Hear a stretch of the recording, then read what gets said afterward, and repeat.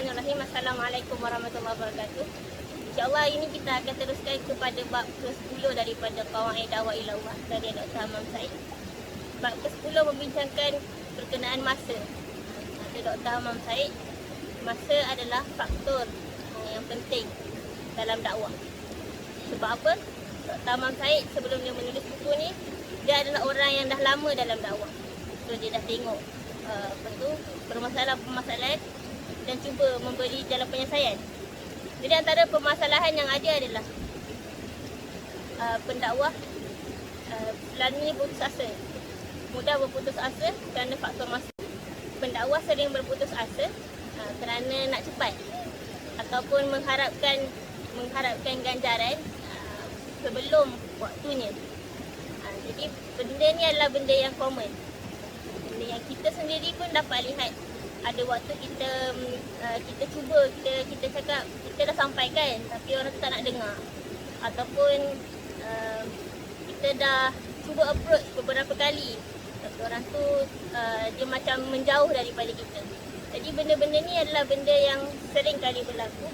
Bahkan benda tu bukan benda yang pelik dalam urusan dakwah, sebab Rasulullah SAW sendiri mengambil masa yang banyak untuk memenangi hati beberapa orang.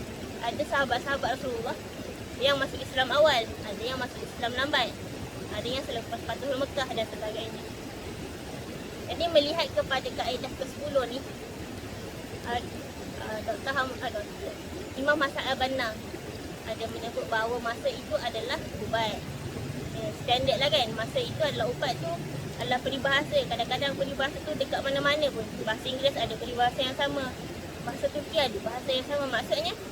Maksudnya unsur masa sebagai ubat tu adalah benda yang diterima umum. Kenapa agaknya? Sebab kita manusia memang diciptakan sebagai ibnul waqt ataupun kelahiran ataupun anak kepada masa. Kita adalah anak kepada masa. Kita membesar dengan masa. Kita mengambil pengalaman dengan masa. Kita mengumpul kefahaman dan ilmu pun dengan masa. Dia tak terjadi secara automatik macam Google. Kita masukkan database sekali je dah. Tak, dia bukan macam tu. Kita bukan makhluk yang untuk mengumpul database ataupun sebagainya. Kita adalah makhluk yang belajar, bertumbuh sesuai dengan masa dan keadaan. Jadi Dr. Hammam Said ada menyatakan dalam bab ini bahawa setiap dakwah itu ada marhalahnya, ingat tak? Dan setiap marhalah tu ada rijalnya, orang-orang yang tertentu dalam fasa dakwah. Dan satu lagi unsur penting adalah setiap marhalah itu ada permasalahan.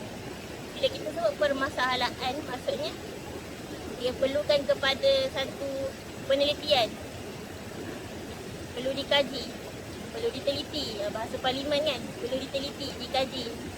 Jadi benda ini perlukan masa. Bukan benda yang kita boleh datang meeting sekejap terus buat keputusan dan itulah penyelesaiannya, bukan. Jadi perlu try and error kadang-kadang. Jadi Dr. Hammam Said menyeru agar semua orang yang mahu menggerakkan dakwah mengambil kira faktor ini, mengambil kira perancangan, mengambil kira ertinya, meneliti, mengkaji. Jangan terburu-buru, jangan tergesa-gesa. Kerana ada satu pepatah yang mengatakan orang yang mahu mengambil ganjaran sebelum waktunya, dia akan merasai kerugian ataupun dia tidak dapat merasai buahnya. Cuba kalau kita petik buah sebelum masanya, buah mangga contohnya, kita ambil sebelum masanya, dia akan jadi kelat. Macam tu juga dalam kehidupan seharian kita kan. Contohnya cikgu ambil exam kepada pelajar SPM, tapi masa untuk pelajar tu habiskan dia punya silibus tak cukup. Dan cikgu dah bagi ujian. Markahnya macam mana? Sesuai lah dengan apa yang diberikan, masa yang diberikan oleh para guru. Jadi itu adalah normal. Begitu juga dalam dakwah. Mengambil kira faktor masa itu adalah satu keutamaan. Jadi mengambil kira faktor masa, mad'u sendiri memerlukan masa. Mad'u tu sebagai seorang makhluk ataupun manusia yang belajar melalui pengalaman dan nak menerima satu benda dalam sedetik macam tu adalah benda yang mustahil.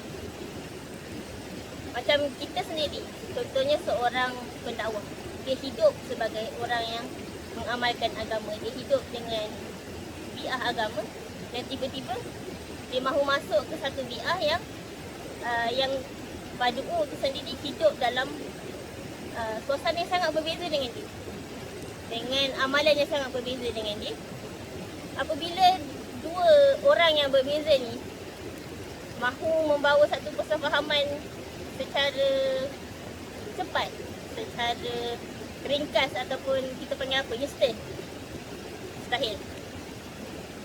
Jadi apabila Madu'u dia nak approach ataupun nak membina satu pemahaman, perlu bertahap-tahap.